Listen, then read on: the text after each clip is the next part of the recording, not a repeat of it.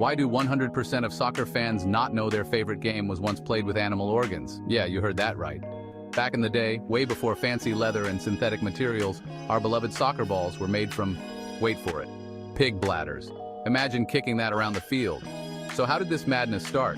Turns out folks in medieval times were pretty resourceful, or maybe just desperate. They'd take a pig bladder, blow it up, and boom, instant soccer ball. But hold up, it gets better. These bladder balls were then wrapped in leather for durability. And if you think inflating a soccer ball today is a hassle, try doing that with your mouth. Yikes. Thankfully, we've come a long way since then. Today, we've got high-tech soccer balls that are way more reliable and, well, less gross. So next time you're out on the field, just remember, you could be kicking around a pig bladder. Crazy, right?